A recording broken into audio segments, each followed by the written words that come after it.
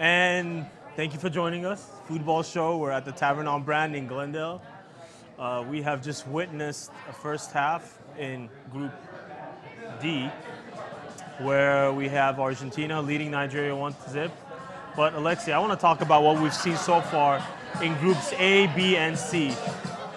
Definitely. Look, I think Group A is the weakest group so far. I mean, Uruguay, scored 5, conceded no goals. Saudi Arabia and Egypt, give them credit, they were competitive. But, and Russia, the first time, as you mentioned before, when we were talking, the first time they play a serious international level team, which was Uruguay, they get hammered 3-0. Yeah, it was impressive to see Russia beat Saudi Arabia 5-0, even though the last 2 goals came in deep injury time. And then, yes, hi, we have Ahmad. We are now live. Ahmad from the Tavern on Brand. Hey we want to thank them for allowing us to be here. We're exclusive with them during this World Cup. And we are live, and thank you for all our fans for tuning in and being with us. And Ahmad, thank you for your hospitality this whole entire time. We've enjoyed the calamari during the first half, and I think you have a surprise for us in the second half, so we're anticipating that beautiful surprise. No, absolutely. It's been a great journey so far, and I'm glad that you guys are enjoying the Are you enjoying the matches. World Cup? I mean, it's one surprise after another. I don't even know who's going to win this game. There you go. Yeah. There you go. Well, thank you, Ahmad. Well, hopefully it's going to be Argentina. Hopefully. Well, I'm from Africa, so I hope Nigeria. But Thank you. But I'll let you guys continue, and I'll get you your Thank stuff. you, Ahmad. So I that's appreciate Ahmad it. from the Tavern on Brand. Thank you, and everybody else that's been helping us out here. If you do live in the LA area, or if you're in Glendale tuning in, do come into the Tavern on Brand. They got some great food, great starters, great dishes. We've done a couple of shows here now. We're really enjoying And it. to be fair, all the food that we've eaten has been different every time.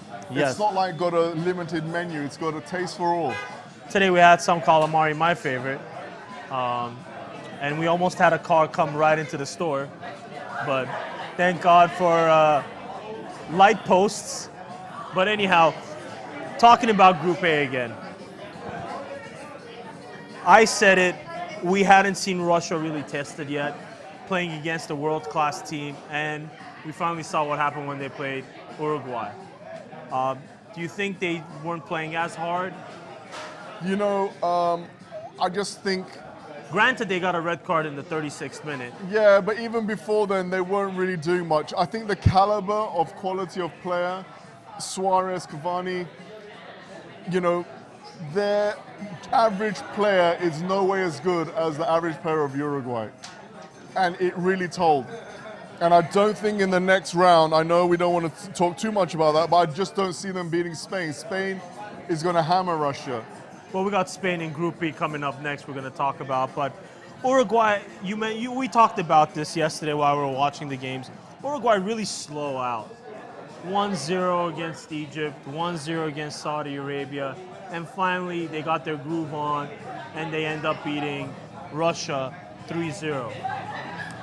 Care to comment on what you see there? Well, what I would say to that is, Not very Saudi impressive. Arabia, well, look, maybe Saudi Arabia and Egypt, they deserve to be in the World Cup. I mean, they battled hard and they were competitive. In their last match, in match 3 especially, we saw that. Yeah, definitely. We saw Mo Salah score a beautiful goal, and then Saudi Arabia fight back. Yeah, their players, not as technically good as other countries. In Asia, you mean? Or just I mean, in general? Yeah, it's the World Cup. We talk about things generally. But, they had tremendous heart.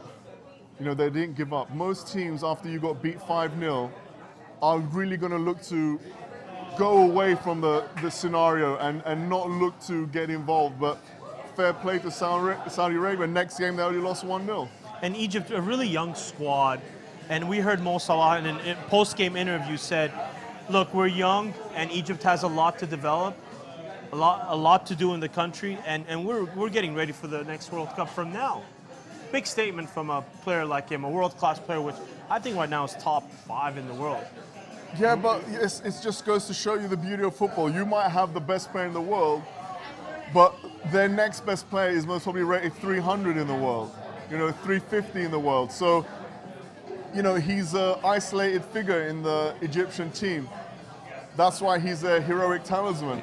So I want to thank our viewers for tuning in. We are here live covering Group D, the final matches, Iceland, Croatia, Argentina, and Nigeria. Let's shift a little bit and go into Group B before we go into Group C and talk about the matchups that we're going to see these Group D teams play.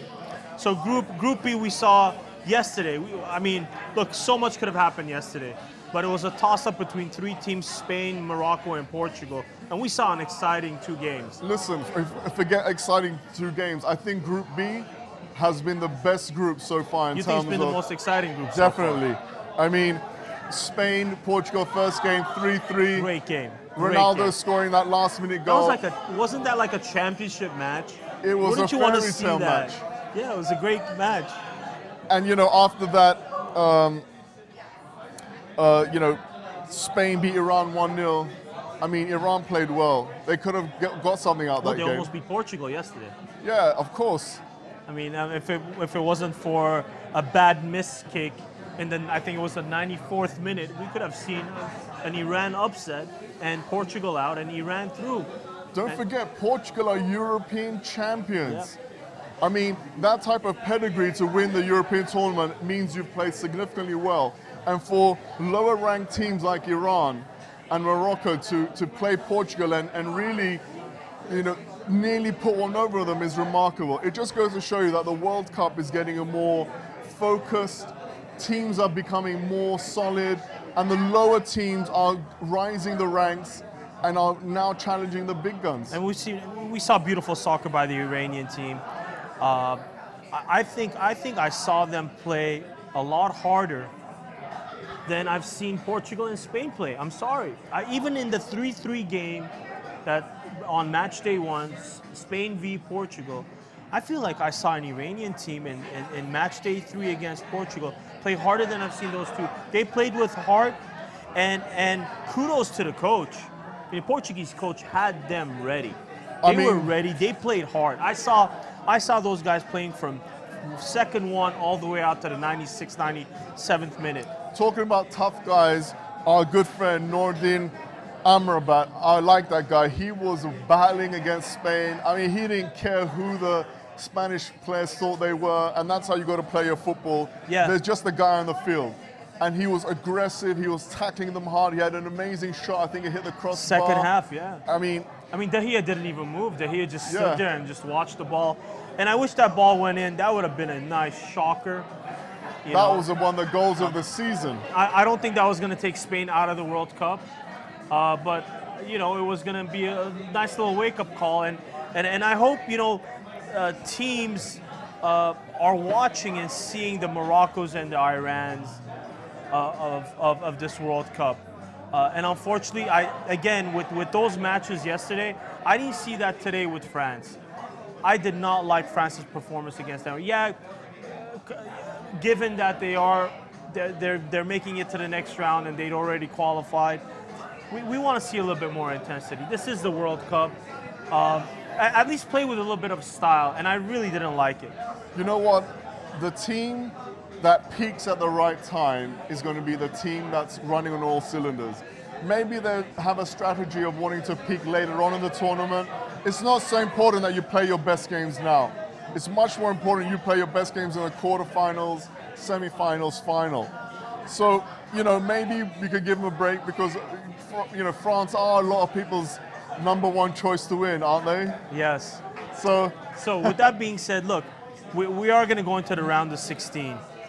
I would have loved to see Morocco or Iran type of team, or even those two teams in the round of 16. And I guarantee you, one of those teams could have made an upset.